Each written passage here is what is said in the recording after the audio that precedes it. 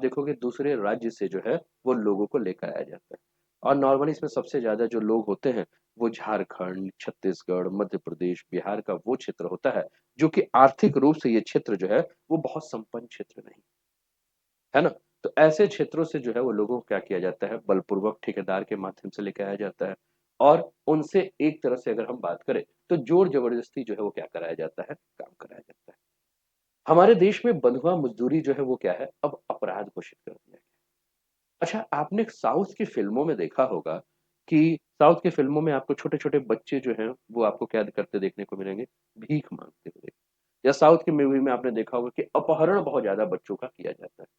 पहले दिल्ली, मुंबई जैसे शहरों में अगर हम बात करें, तो स्टेशन पर अगर हम जाएँ या ट्रैफिक पे अगर कभी गाड़ी रुक जाती है, तो उस समय हम क्या देखते थे कि कोई ना कोई बच्चा आता था और भीख माँगता था। छोटे-छोटे बच्चे, देखने में ऐसा लगता है कि ठीक-ठाक परिवार के हैं, किसी का आँख फोड़ दिया गया है, किसी का हाथ काट दिया गया है, किसी का पैर काट दिया गया है और वो भीख माँगते हैं। साउथ की मूवी में ये सब बहुत देखा होगा आपने, है ना? तो ये भी एक प्रकार से क्या था, ये कहीं न कहीं तस्करी, क्योंकि हम लोग जिस पढ़ेंगे आर्टिकल 23 के अंतर्गत जो है, जिसमें हम लोगों ने क्या बात किया, मानव तस्करी के बारे में हमने बात की है और बालाश्रम पे। तो मानव की क्या होती है? तस्करी होनी। तस्करी का मतलब क्या होता है? ह्यूमन ट्रैफिकिंग कहा जाता है। यानी कि चोरी करके किसी को और किसी के यहाँ बेच देना। और आज भी हम देखते हैं बहुत ज़्यादा अपहरण की घटनाएँ हमें देखने को मिलती हैं। तो ये जो अपहरण की घटनाएँ हैं और अपहरण की घटनाओं के बाद बेच देना, ये तो हमने बच्चों के ऊपर बात की। लेकिन कई बार हमने देखा है कि महिलाओं का भी अपहरण किया जाता है और उनको वेश्यालय में बेच दिया जाता है ना? तो ये भी बालाश्रम के अंतर्गत ही आता है जो कि हमारे यहाँ क्या है, गैर कानूनी। कई बार हम देखते हैं कि लुभावन दे दिया जाता है या कई बार हम देखते हैं कि महिला जो है वो प्रेम प्रसंग में फँस जाती है और उसके बाद उसके जो तथाकथित बॉयफ्रेंड होते हैं वो ले जाकर उनको दिल्ली में, मुंबई में, अलग-अलग जगहों पे बेच देते हैं। अच्छा, हमारे यहाँ एक और भी चीज़ देखने को मिलता है। कई जगह आपने शादी-ब्याह ऑर्केस्ट्रा में जो देखा होगा डांस करने के लिए जो युवतियाँ आती हैं, जो लड़कियाँ आती हैं, कभी आप देखोगे तो वो लोग बताएँगे कि हम तो पश्चिम बंगाल के रहने वाले हैं, हम तो नेपाल के रहने वाले हैं, हम तो यहाँ के रहने वाले हैं। और वो कहते हैं कि हमें बचपन में या एक उम्र में हमको धोखे से लाके बेच दिया गया। अब हम यहाँ से निकलना चाहते हैं तो निकल नहीं सकते हैं। ऐसी कई सारी समस्याएँ जो हैं वो देखने को मिलती हैं। तो आर्टिकल 23 यही बात करता है कि अगर इस प्रकार का कोई कार्य हो जो कि बलपूर्वक कराया जा रहा है, ऐसा कोई कार्य हो जिसमें मानव तस्करी हो रही है, ह्यूमन ट्रैफिकिंग हो रही है, तो इन सारे कार्यों को जो है हमारा संविधान जो है ये मानता है कि उस व्यक्ति की जो है वो मौलिक अधिकारों का जो है वो हनन हुआ है और किसी भी व्यक्ति के मौलिक अधिकारों का अगर हनन होगा तो ये कानूनन जो है वो क्या है, अपराध है। तो हेडिंग आपने लिख लिया है मानव तस्करी और बलात्श्रम, तो इसके अंतर्गत नोट कीजिए आप लोग आर्टिकल 23 के अंदर हम लोग बात कर रहे हैं अनुच्छेद 23, आर्टिकल 23, जिसके बारे में हमने कहा कि ह्यूमन ट्रैफिकिंग और क्या है आपका, बलाश्रम। ठीक है ना, इसके ऊपर हम लोग बात कर रहे हैं, इस पर प्रतिबंध के बारे में हम बात कर रहे हैं। तो लिखिए, भारत में पुराने समय में जमींदार, सूदखोर और अन्य धनी लोग बंधुआ मजदूरी करवाते थे।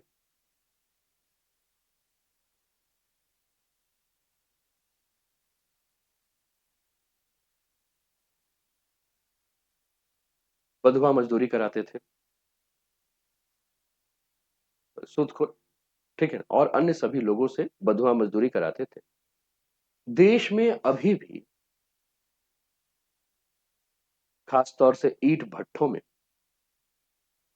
बंधुआ मजदूरी के प्रमाण मिलते हैं जो कि कानूनन अपराध घोषित कर दिया गया है, जो कि कानूनन अपराध घोषित कर दिया गया है। भारतीय संविधान का अनुच्छेद 23 मानव तस्करी,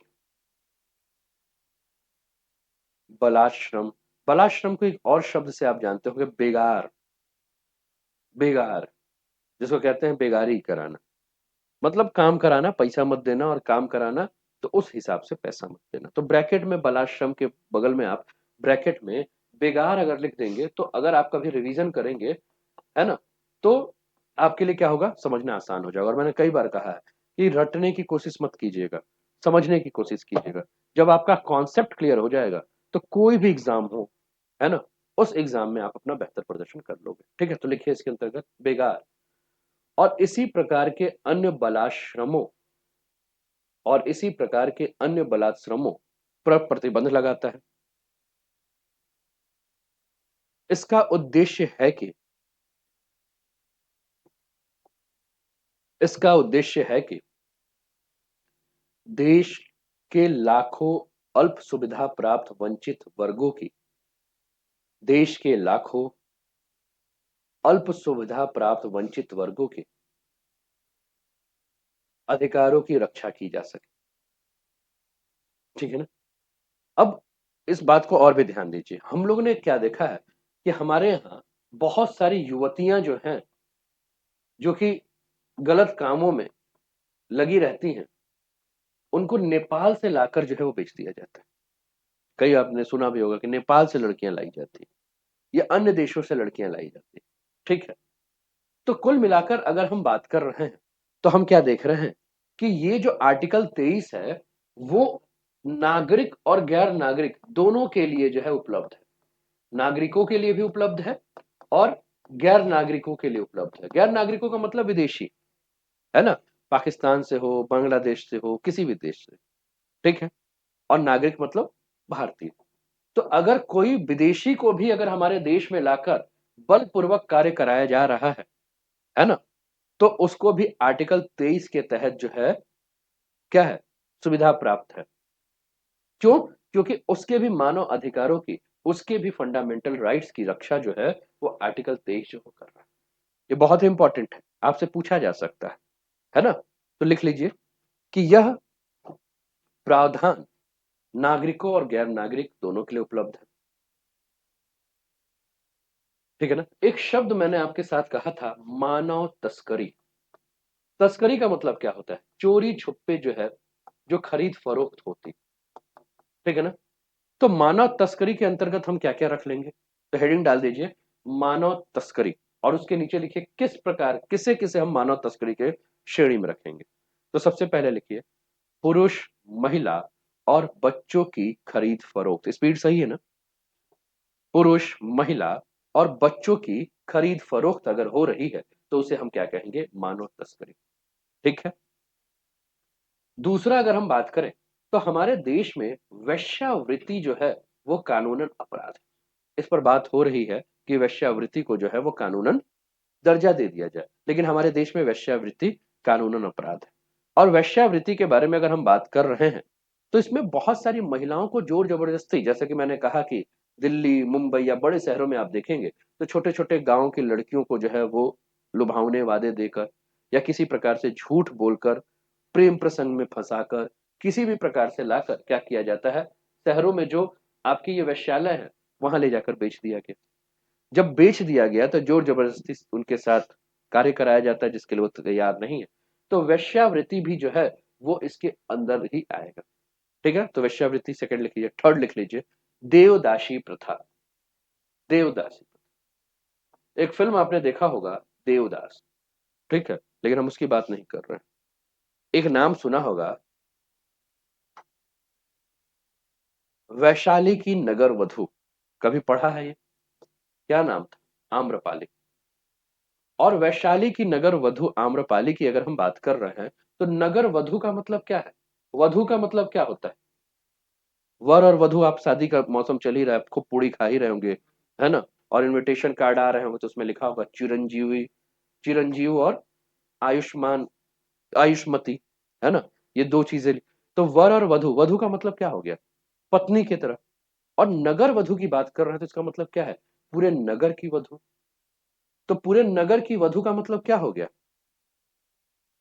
पूरा नगर मतलब पूरा शहर, वो 60 साल का बुजुर्ग हो चाहे 18, 20, 22 साल का हो, वो सबकी वधु, सबकी पत्नी। तो कहीं ना कहीं क्या है ये, आप समझ रहे हैं, है ना? तो हमारे यहाँ देवदासी प्रथा जो पहले चलती थी, जिसमें क्या किया जाता था, एक नगर वधु, और दूसरा देवदासी प्रथा में क्या था कि उस गांव के, उस क्षेत्र की जो सबसे सुंदर लड़की थी उसका विवाह जो है वो भगवान से करा दिया जाता था मंदिर में। ठीक है, और वो उसका काम क्या था कि वो दास बनकर ईश्वर की सेवा करे। लेकिन उसका कहीं न कहीं दुरुपयोग हमें देखने को मिलता था। तो ये पहले हमारे यहाँ बहुत ज़्यादा होता था। इसके ऊपर भी जो है रोक लगा दिया गया। ठीक है? और देवदासी के अलावा अगर हम बात करें तो दास के बारे में, गुलाम के बारे में हमने बात किया ही, है ना? कि गुलामी हमें देखने को मिलती है। तो ये भी सब जो है वो हमारे यहाँ क्या कर दिया गया है, रोक लगा दिया गया है। ठीक है? इसके आगे लिखिए, इस तरह के कृत्यों को दंडित करने के लिए संसद ने 1956 में अनैतिक दुर्व्यापार अधिनियम 13 लागू किया। अनैतिक दुर्व्यापार अधिनियम 13 लागू किया। ठीक है? तो ये तो आपका आर्टिकल 23 हो गया। ठीक? अब हम आ जाते हैं कहाँ? अब हम आ जाते हैं आर्टिकल 24 में। कोई कंफ्यूजन तो नहीं? अब हम कहाँ जा रहे हैं?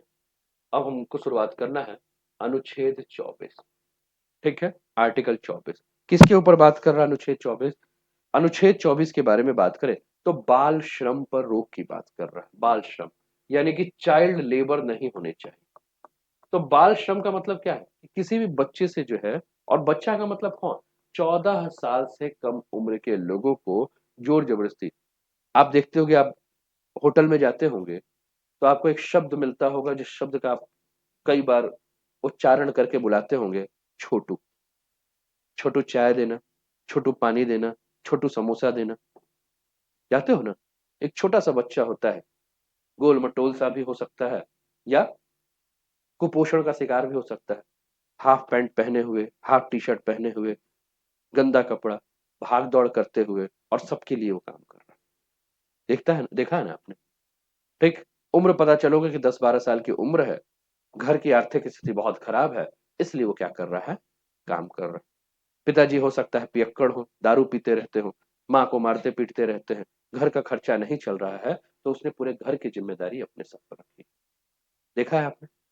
आपके आमने सामने समाज में सब दिख रहा है। ठीक है? तो कहीं ना कहीं वो क्या हो रहा है उसके साथ, जिस स्कूल में, जिस उम्र में उसको कलम संभालना चाहिए था, उस उम्र में वो चाय का ग्लास संभाल रहा है, चाय का ग्लास ढो रहा है। ठीक है? अब हमारा जो संविधान है वो क्या कहता है? हमारा संविधान ये कहता है कि देखो भैया, बाल श्रम मत कराएं। क्यों? क्योंकि अगर आप बाल श्रम कराएंगे तो उस बच्चे का जो भविष्य है वो भविष्य क्या हो जाएगा, अंधकार में हो जाएगा। तो उसको स्कूल भेजिए। इसीलिए आपने देखा कि आर्टिकल 21 क में जो, अगर हम राइट टू एजुकेशन की बात कर रहे हैं, शिक्षा के अधिकार के बारे में बात कर रहे हैं, तो 6 साल से 14 साल के बच्चों को अनिवार्य शिक्षा के बारे में बात हुई है।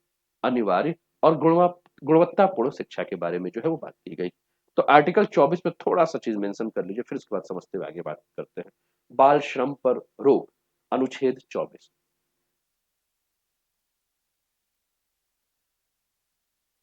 बाल श्रम पर रोक, अनुच्छेद 24। ठीक है? इसके अतिरिक्त आप सभी लोग पटाखे भी जलाते होंगे, और पटाखे अगर आप जला रहे हैं तो आपने देखा होगा कई सारे पटाखे फुस्सी हो जाते हैं, जिसको आप कहते हैं फुस हो गया। तो फुस जो हो गया, उस क्यों फुस होता है? क्योंकि किसी पटाखे को टाइट अगर बांध दिया गया, बहुत ज्यादा टाइट, तो क्या होगा, बारूद एक्सप्लो का जो है वो एक्सप्लोजन नहीं होगा, और क्या हो जाएगा, ठीक है, नहीं फटेगा।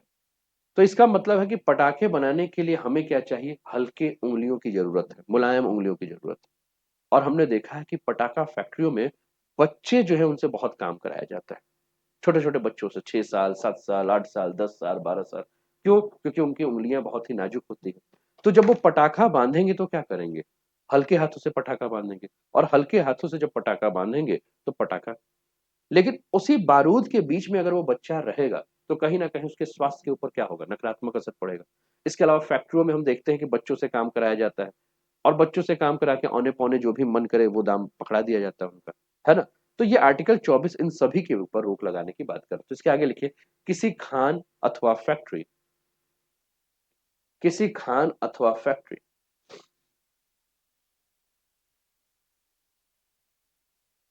किसी खान अथवा फैक्ट्री या किसी निर्माण कार्य या रेलवे, या किसी निर्माण कार्य या रेलवे में 14 वर्ष से कम उम्र के बच्चों को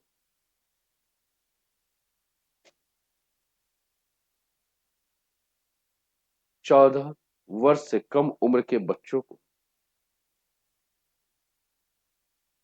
नौकरी पर रखने का नौकरी पर रखने का नहीं नौकरी पर रखने पर प्रतिबंध लगाया गया है।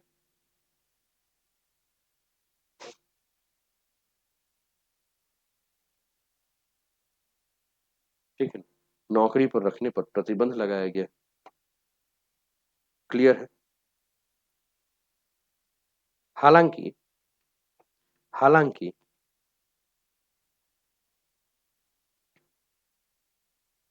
हालांकि किसी गैर जोखिमपूर्ण कार्य में हालांकि किसी गैर जोखिम युक्त कार्यों में इनके नियोजन पर प्रतिबंध नहीं लगाया गया।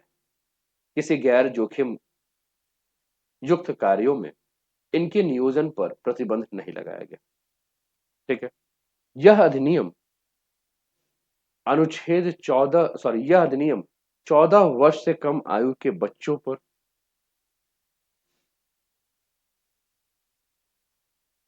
यह अधिनियम 14 वर्ष से कम आयु के बच्चों पर सभी प्रकार के व्यावसायिक कार्यों में लगाने पर प्रतिबंध करता है।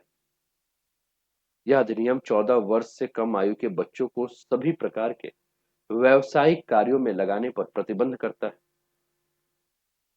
तथा 14 से 18 वर्ष के किशोरों को 14 से 18 वर्ष के किशोरों को खतरनाक व्यावसायिक कार्यों में खतरनाक व्यावसायिक कार्यों में लगाने पर प्रतिबंध करता है। ठीक है। तो दो आर्टिकल हमने देखा, आर्टिकल 23 और आर्टिकल 24, जिसको हमने कहा शोषण के विरुद्ध अधिकार। क्या कहा हमने? शोषण के विरुद्ध अधिकार। अब हम लोग चलते हैं अगले पॉइंट पर। आर्टिकल 25 से लेकर आर्टिकल 28 तक की बात कर रहे हैं। कहां तक की बात कर रहे हैं? आर्टिकल 25 से लेकर आर्टिकल 28। क्या है? धार्मिक स्वतंत्रता का अधिकार। किसका अधिकार है? धार्मिक स्वतंत्रता। धार्मिक स्वतंत्रता का मतलब क्या होता है? अच्छा, फिर से एक शब्द मैं पूछूंगा कि क्या हमारे प्रस्तावना में कहीं धर्म के ऊपर बात की गई है, पंथ के ऊपर बात की गई है? तो प्रश्न यही है, फिर से वैसे मैंने समझाया है कि पंथ और धर्म का मतलब क्या होता है। ठीक है। हमारे संविधान की प्रस्तावना में अगर देखेंगे तो हम कहते हैं कि भारत जो है वो क्या है? एक सेकुलर स्टेट है, पंथ निरपेक्ष राष्ट्र भारत के बारे में कहा जाता है। और भारत के संविधान में आर्टिकल 25 या आर्टिकल 28 अगर धार्मिक स्वतंत्रता की बात कर रहा था, तो क्यों भारत के संविधान की प्रस्तावना में संशोधन करके पंथ निरपेक्षता शामिल किया? पंथ का मतलब क्या हो गया? अलग अलग रास्ते, है ना? अलग अलग रास्ते।